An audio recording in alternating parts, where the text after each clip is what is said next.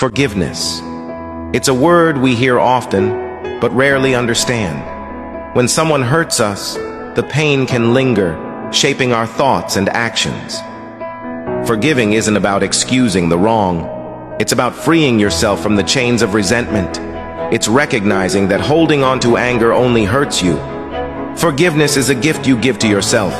It's about healing, letting go, and moving forward with peace in your heart. Remember, forgiving doesn't mean forgetting. It means choosing to rise above the pain and reclaiming your power. Embrace forgiveness and you'll find freedom. Let go of the past and make room for a brighter future.